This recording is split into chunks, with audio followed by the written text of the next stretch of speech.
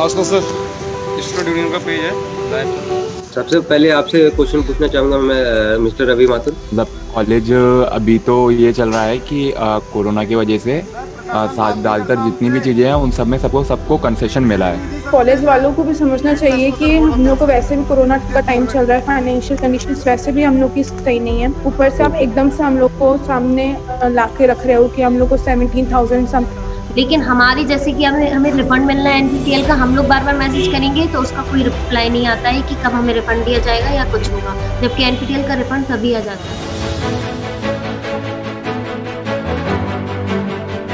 Corona काल, घटती नौकरियां और एक्स्ट्रा फी, बच्चे क्या क्या और कब तक झेलें। नमस्कार, आप देख रहे हैं तीखी चर्चा। तीखी चर्चा में आज की खबर ग्वालियर से है। हालांकि देखा जाए तो इस खबर से हर राज्य के छात्र छात्राएं रिलेट करेंगे। MITS ग्वालियर तकनीकी संस्था का एक ऐसा कॉलेज जो हमेशा से ही छात्रों से लंबी चौड़ी फीस वसूलने के लिए जाना जाता है, फिर भी छात्रों के माता पिता अपने बच्चों को कैसे भी MITS में दाखिला दिला ही देते हैं। MITS खबरों में आया जब कोरोना काल व लॉकडाउन जैसी स्थिति में भी छात्रों से 55,000 फीस एक साथ भरने को कहा गया। इसके बाद क्या, छात्रों ने आक्रोशित होकर प्रदर्शन किया और फिर MITS प्रशासन जागा। MITS की तरफ से फीस में थोड़ी सी छूट देते हुए छात्रों को फीस 2 किश्तों में भरने को कहा गया। छात्रों ने पहली किश्त 35,020 रुपए भर भी दी, जिसमें से 30,000 ट्यूशन फीस शामिल थी। और साथ ही कॉलेज प्रशासन की तरफ से छात्रों को आश्वासन दिया गया कि अगर अगले सेमेस्टर में ऑफलाइन क्लास होती है तभी छात्रों से दूसरी किश्त की ट्यूशन फीस ली जाएगी। अब अंतिम वर्ष के छात्रों से दूसरी किश्त 24 फरवरी 2021 को मांगी गई। दूसरी किश्त में छात्रों से 17,700 रुपए मांगे गए, जिसमें से 15,000 ट्यूशन फीस भी शामिल। अंतिम वर्ष के छात्रों का कहना है कि जब वो सेमेस्टर की सारे सब्जेक्ट की पढ़ाई NPTEL से कर रहे हैं तो MITS कॉलेज किस बात की ट्यूशन फीस मांग रहा है। साथ ही छात्रों का कहना है कि वह पहली किश्त में 30,000 ट्यूशन फीस भर चुके हैं। अंतिम वर्ष के सभी छात्रों का साफ साफ कहना है कि जब हमें कॉलेज किसी भी माध्यम से नहीं पढ़ा रहा तो वो इस बात के हमसे 15,000 रुपए ट्यूशन फीस कैसे ले सकता है। कॉलेज छात्रों से एक साल की कुल 15,000 रुपए फीस लेता है, जबकि पूरी सेम के कोर्सेज NPTEL से करवाता है, जिसमें प्रत्येक कोर्सेज के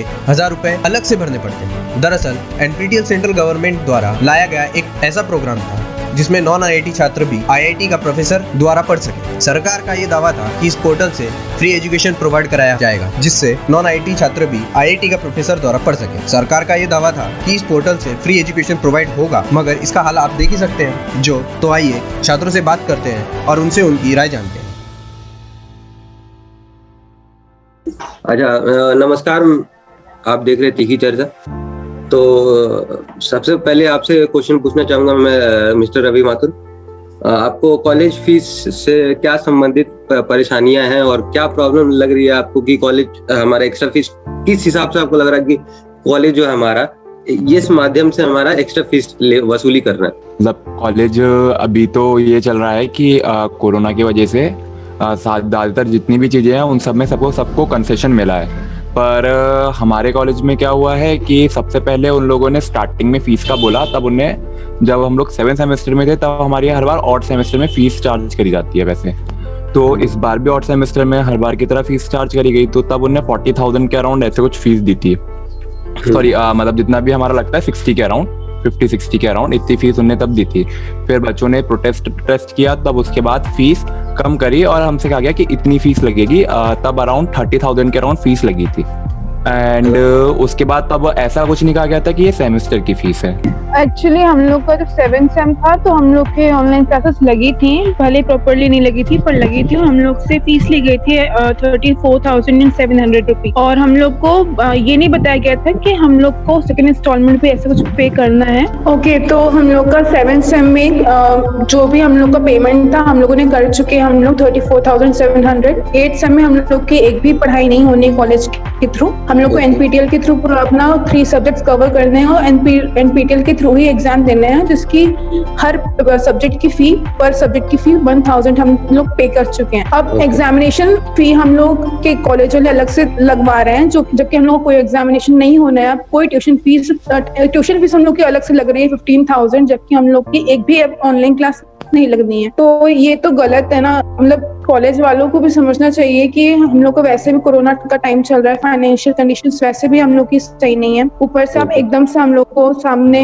ला के रख रहे हो कि हम लोग को 17,000 समथिंग पे करना है। That's the problem here. आप कुछ कहना चाहेंगे कि आपके प्रोफेसर क्या आप इस मुश्किल समय में आपकी कितनी हेल्प करते हैं, आपकी बातों को एक्सेप्ट करते हैं या इग्नोर करते हैं? मोस्ट ऑफ द जो कोऑर्डिनेटर्स होते हैं वो इन सब इश्यूज को देखते हैं, लेकिन हमारे डिपार्टमेंट में जो टीचर्स हैं वो हम लोग जब भी ग्रुप ग्रुप में मैसेज करते हैं किसी भी चीज से रिलेटेड, तो वो हमेशा इग्नोर करते हैं, चाहे वो एग्जामिनेशन से रिलेटेड हो चाहे फीस से रिलेटेड हो। हमने इस बार भी उन्हें ग्रुप में मैसेज किया था, तो ऑलमोस्ट सारे जो मेन कोऑर्डिनेटर्स हैं उन सबने इग्नोर किया था। एक सर ने बोला था कि हमें HOD से बात करनी चाहिए और एप्लीकेशन लिखकर हमें बात करनी चाहिए। तो हमने लास्ट टाइम भी जब कोरोना का टाइम हुआ था तब भी हमने यही किया था, लेकिन हम लोग को अब ये फेस करना पड़ रहा है। तो HOD और कोई भी डिपार्टमेंट का कोई भी इशू ये सब नहीं देखना है। और हमने जब कोऑर्डिनेटर से बोला तो हमें जो हमारे कोऑर्डिनेटर है रिस्पेक्टिव, तो उन्होंने बोल दिया कि हमारे अथॉरिटी में नहीं है। तो मुझे तो नहीं लगता कि हमारे कोऑर्डिनेटर्स या हमारा डिपार्टमेंट हमारी कोई हेल्प कर रहा है इस चीज में। तो आपका ये कहना है कि आपके कॉलेज के जितने भी रिस्पेक्टिव कोऑर्डिनेटर्स हैं वो आपकी इतनी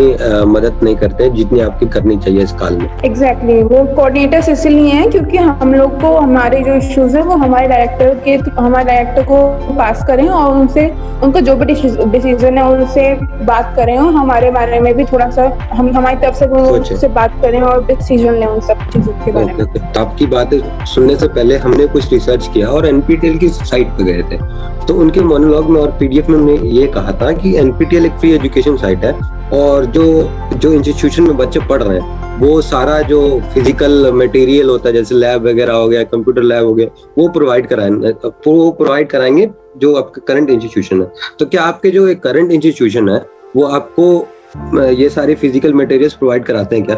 मिस श्वेता, क्या आप इसका आंसर दे सकती हैं? नहीं, हमें ऐसा कुछ प्रोवाइड नहीं किया जाता है कि जैसे कि कुछ नोट्स प्रोवाइड किए या कोई मेंटर प्रोवाइड कर दिया तो वो हमें कुछ पढ़ा रहा है या कुछ कर रहा है, ऐसा कुछ नहीं होता है। बस कॉलेज वालों इतना कर देते हैं कि हमारे लिए कंपलसरी करते हैं कि ये लिस्ट है कोर्सेज की, आपको इन्हीं में से चूज करना है। जैसे फॉर एग्जांपल इस सेम में हमको 3 सब्जेक्ट चूज करने थे, तो वो कंपलसरी कर देंगे कि आपको यही लेना है। और बेसिकली हम जानते हैं कि NPTEL इसीलिए होता है कि जैसे कि हम IIT के स्टूडेंट IIT में नहीं पढ़ रहे हैं, तो हम ताकि वो कोर्सेज पढ़ सकें जो कि हम नहीं पढ़ पाते हैं और अच्छी टीचर्स से पढ़ सकें। और तब भी कॉलेज वाले यही करते हैं कि आपको कंपलसरी है, आपको यही सब्जेक्ट्स लेना है।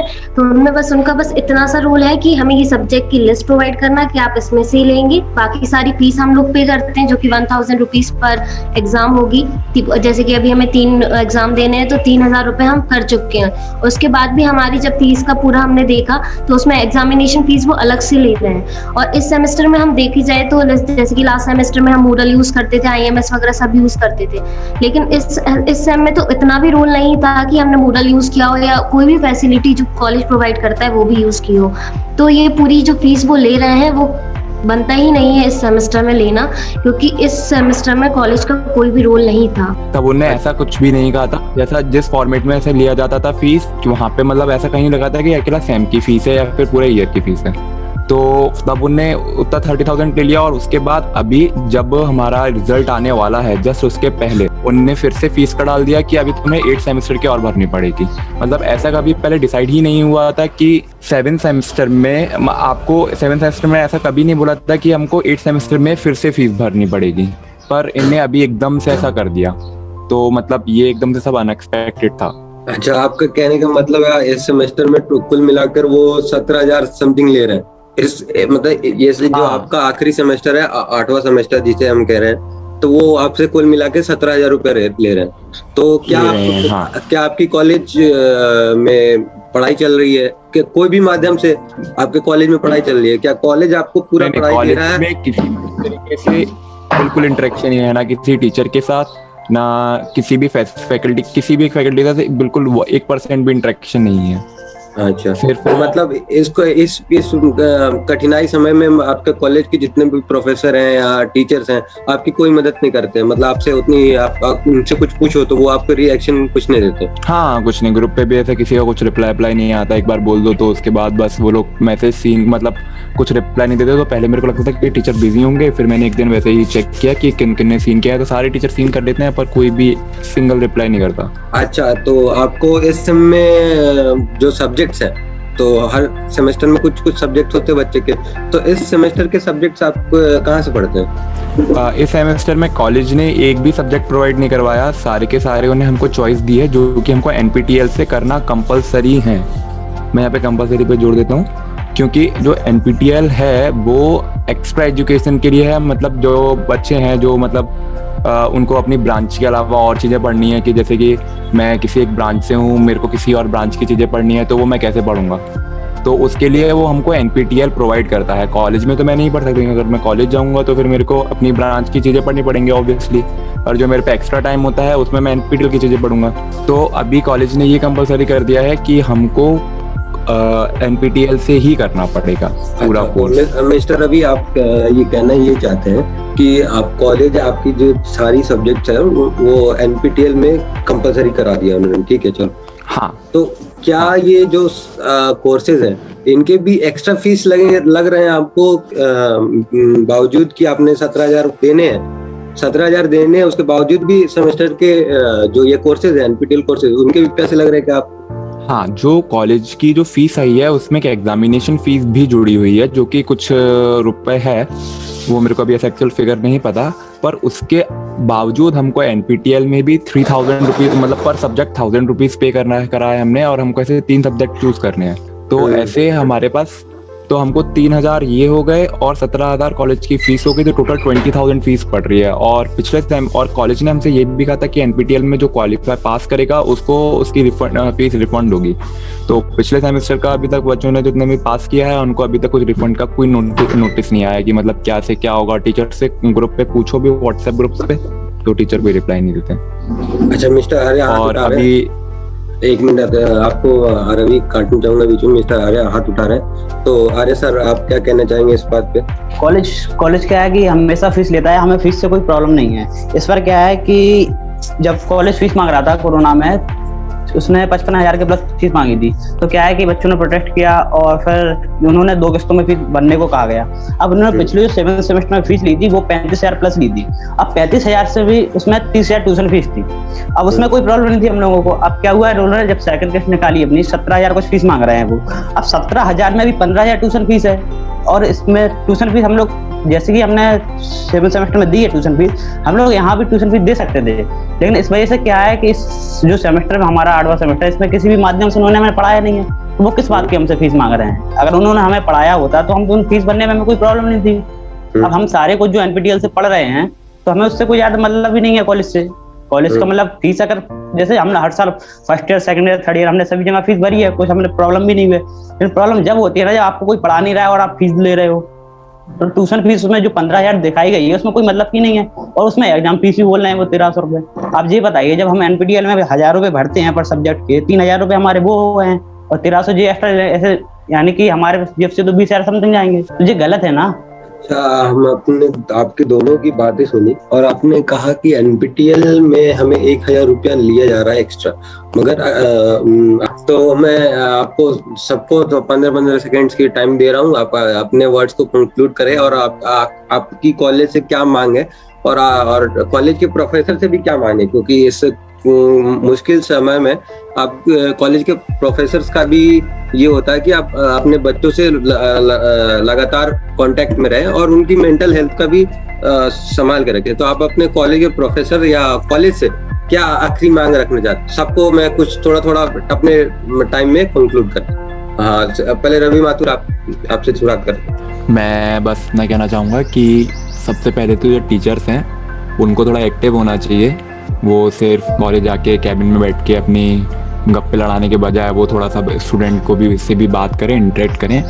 टीचर्स क्या करते हैं कि अगर उनसे कोई भी सवाल पूछो तो सबसे पहले वो रिप्लाई नहीं देते हैं, और अगर ज़्यादा बजे सवाल पूछने लगे तो फिर वो कहते हैं कि इस तारीख को हम पर्टिकुलर आधा 1 घंटे के लिए एक वो रखेंगे, सेशन रखेंगे, और उसमें आपके सारे सवालों का जवाब करेंगे। पर उसमें क्या होता है ना कि जब बच्चे सवाल पूछते हैं तो टीचर्स के पास कुछ एक्यूरेट जवाब नहीं होता। कि जैसे कि अभी का ही देख लो कि जो अभी हमारे NPTEL के एग्जाम होगा वो 1 दिन में 2 पढ़ेंगे, ऐसा होगा ही, 1 दिन में 2 पढ़ेंगे। तो सबसे पहली बात ये कि ये सबका सेमेस्टर का होगा, तो अगर 1 दिन में 2 पढ़ेंगे तो एकदम से प्रेशर ज़्यादा होगा। तो उसकी वजह से बच्चों ने बहुत ज़्यादा सिंपल सब्जेक्ट लिए हैं, मतलब जिनका वो यूज़ भी नहीं करेंगे। ऐसे बहुत सारे बच्चों ने नेचुरल हैजार्ड टाइप के ऐसे सब्जेक्ट लिए हैं। अब नेचुरल हैजार्ड IT के स्टूडेंट को किस चीज़ के लिए ज़रूरत है अभी, है ना? तो अब ऐसे सब्जेक्ट लिए हैं। अब अगर उनका अलग अलग दिन पे होता पेपर, जैसे कि नॉर्मली पेपर होते हैं, तो बच्चे थोड़ा सा अच्छे सब्जेक्ट लेते जो मतलब उनको एक्स्ट्रा नॉलेज में भी ज़्यादा अच्छे से काम आता है। IT के सेक्टर में अगर किसी को और लेना होता तो वो लेते। अब बच्चों को ये रिस्क है कि 1 दिन में दोगे, ठीक है।